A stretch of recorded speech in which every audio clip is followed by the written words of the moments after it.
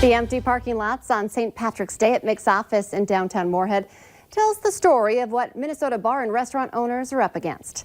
No customers means no income, and many businesses are bracing for a big financial hit. Last night was the first night of the governor's mandatory closure of many public facilities, a move aimed at reducing the spread of the coronavirus.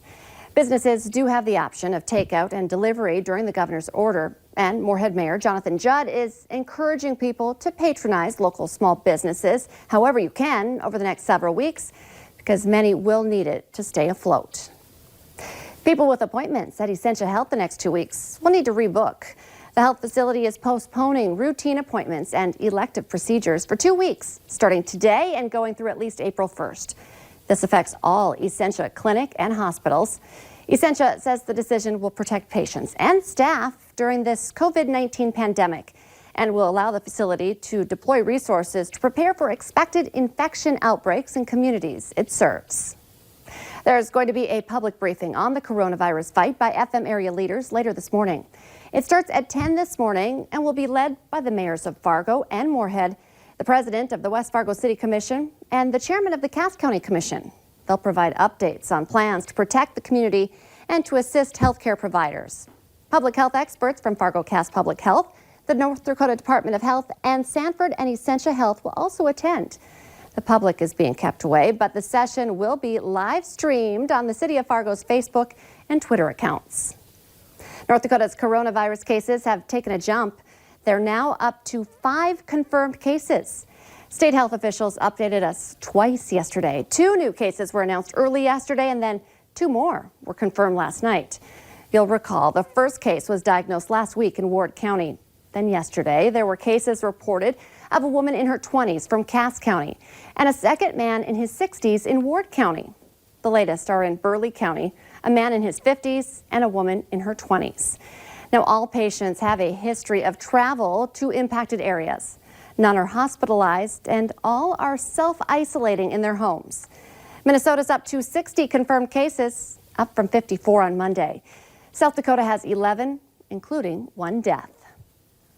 It's now 8 minutes before 7. Let's get a check of our First Alert Storm Team with Justin Fanfarelli and nice mild temperatures to start the day. Yeah, we do have temperatures, especially in our southern counties, now into the low to mid 30s, and we're starting off into the upper teens, into the Roseville and Baudette area, and into the Northern Valley, northwestern Minnesota, Devil's Lake Basin, some low to mid 20s. Let's take a look at where we're seeing some precipitation right now. First off, we got some light snow showers, especially into the Northern Valley, out toward the Langdon area, north of the Grand Forks area, up toward the Canadian border, maybe some moderate intensity snow in some areas, and making our way out toward Thief River Falls and the portions of Beltrami County, including Red Lake. The Mayville area seeing some light snow showers. And to the Southern Valley, we just have some very light precipitation. Could be some freezing drizzle, too late to show up here on the radar, but there could be some slippery areas, especially outside of the Fargo area, especially out toward Valley City, Jamestown, Detroit Lakes.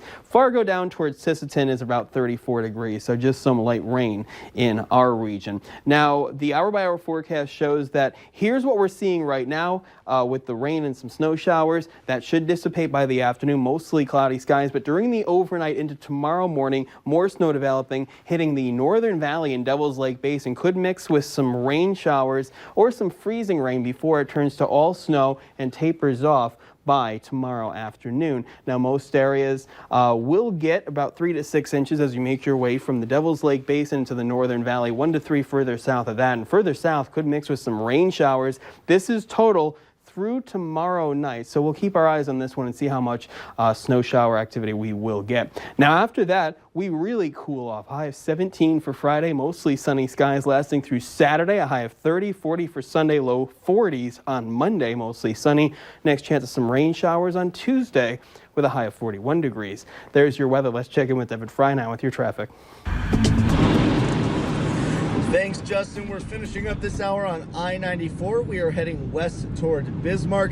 We just went under the Veterans Boulevard underpass there, overpass, I should say. Now, you can see the eastbound lanes are starting to load up just a little bit outside of Fargo city limits here. And overall, the traffic flow is still moving pretty light today, which is good news. It's a little bit busier than what we've seen the past couple of days. We know that this week has been fairly empty on the roadways, but overall, it's a little bit busier than what we've seen the past couple of days, but nothing compared to what we're used to seeing. I guess the busiest roadways we've seen, besides the interstates, of course, are on University Drive and on 45th Street. Those roadways were looking like the busiest side roads that we had so far this morning.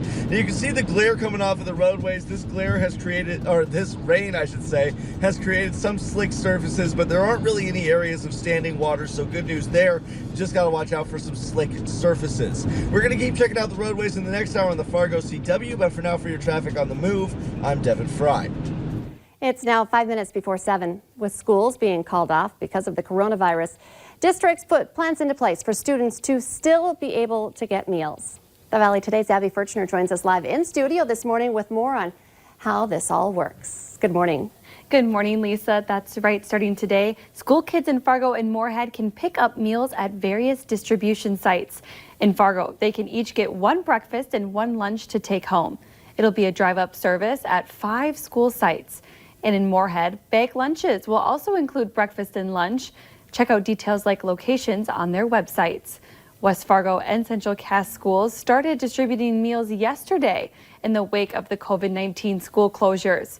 It's for all kids up to age 18, and kids must be present to get these meals. Many people stopped by South Elementary in West Fargo expressing how thankful they were for the opportunity. We've had a lot of staff and others willing to step in and help, and we know that we help feed that need during the school year of feeding them breakfast and lunch, and so in this time we're really excited to be able to help. And if you want to take part in this, we have the full list of locations and pickup times on our website. And Lisa, I think this is just a great idea because, you know, some kids really relied on those breakfast and lunch options. So for school districts to be able to have this available, I think is really important. I agree with you. Keep some routine as well in their lives. It's an unusual week for everyone. Thank you, Abby.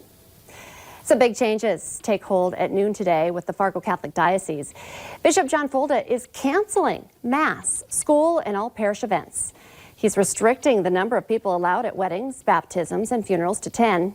Folda says that parishes that usually keep their churches open during the day will continue to do so that people can attend for private prayer. He says this was a difficult decision, but acknowledges that the COVID-19 pandemic has led to extraordinary measures. You can find the Diocese of Fargo's full statement online or on our VNL News app. The city of Moorhead is going into something of a lockdown to protect employees from the spread of the coronavirus. Starting tomorrow, all City of Moorhead buildings and offices will be closed to the public. That includes City Hall, police and fire stations, the Yumcomp Center, the Moorhead Sports Center, and the Cullen Hockey Center. People can still contact city staff by phone. City Council meetings will be conducted by alternative means, including telephonic and video conference, and will be live streamed on the city's website. North Dakota Republicans are also canceling their state convention later this month in Bismarck because of the outbreak. It had been scheduled for March 27th and 28th. Democrats are still running theirs, but virtually. They had plans to gather tomorrow through Saturday in Minot. In our Healthier Me this morning, people in the U.S. are changing their daily behavior in hopes of reducing their chance of getting coronavirus. According to a new poll of 2,400 people, Americans are heeding the experts' advice. That's good news, right? 85% of respondents say they have been washing their hands and using hand sanitizer more frequently. 61% said they are practicing some type of social distancing. About a quarter have stayed away from restaurants, and 6% have canceled or postponed medical appointments. One of the biggest shopping malls in the world is not immune to the impacts of the coronavirus. The Mall of America shut down last night, and managers say it will remain closed through at least March 31st. Hey, let's get one more check of our forecast with Justin. And mostly cloudy skies, some snow showers this morning. Temperatures for highs today into the upper 30s to near 40 in our southern counties, near 20 in the Devil's Lake Basin, with more snow possible overnight into tomorrow morning, and much cooler as we go through the weekend. Lisa? Justin, let's get our answer now to our question of the morning on Facebook. More than 50% of men say they have never seen their significant others watch. This would probably be true for my husband. Does he remember what it looks like? The answer, natural hair color. It's funny how that works. Remember, we post that question on our Valley News Live Facebook page every weekday morning, so go ahead and join along. The Today Show and CBS This Morning are just about to start, but remember, the Valley Today rolls on. You can join us right now on the Fargo CW.